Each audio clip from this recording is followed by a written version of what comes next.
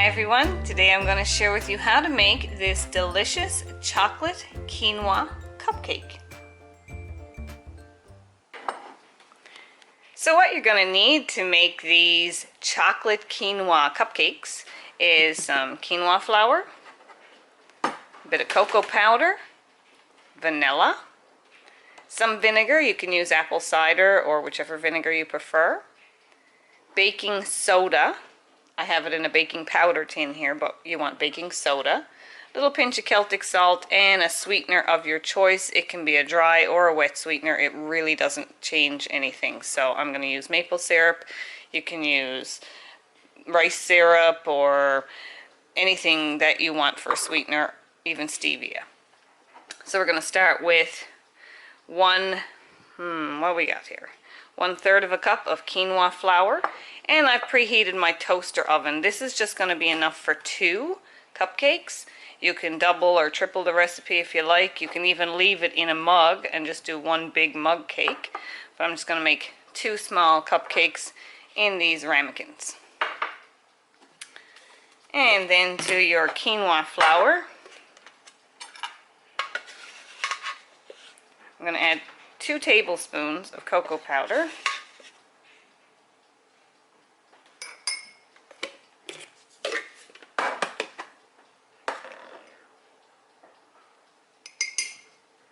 which brings that up to about 1/2 cup. I like to put in a pinch of Celtic salt or Himalayan salt. Salt just always balances sweet.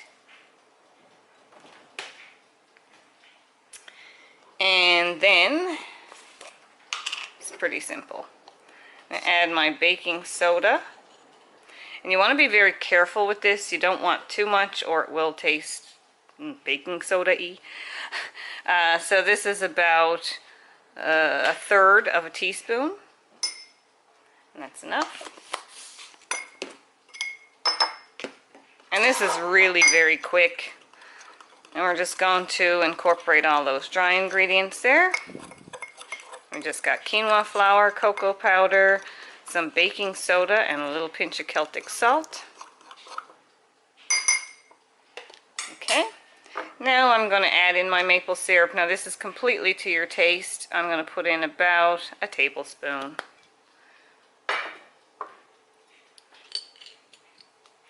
A little bit of vanilla, about a teaspoon. Maybe 1/2 teaspoon. Again, to your taste, doesn't really matter.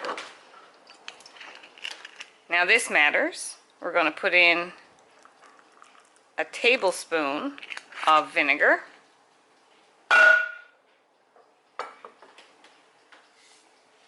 And let's lower this down a little bit. And now we're going to add water to bring it just below the 1 cup mark, between the 3/4 and the 1 cup mark. We don't want to overdo it because it's going to swell up. And then stir.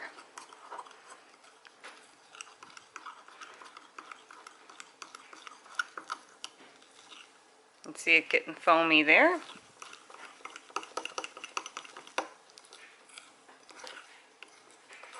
Mix it all through.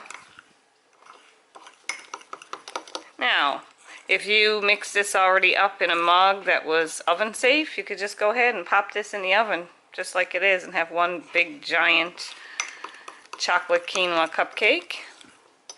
Like I said, you can mix a larger amount and go ahead and fill up cupcake pans with your little cupcake papers in there.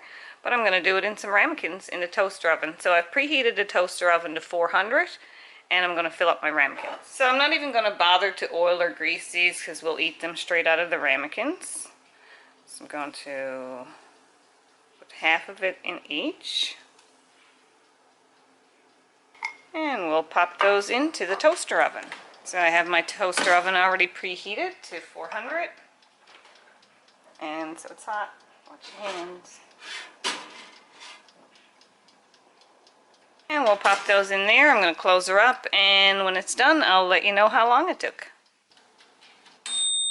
So it's been 10 minutes, and our little cupcakes are done. I'm going to take them out, and they're nice and soft. It didn't rise up a lot, but They are really delicious. So we're going to take them out and let them cool off, and we'll top them with a bit of frosting, and they'll be ready for dessert. So I just topped off our chocolate quinoa cupcake with some black bean frosting, and we now have a quick and simple and healthy dessert.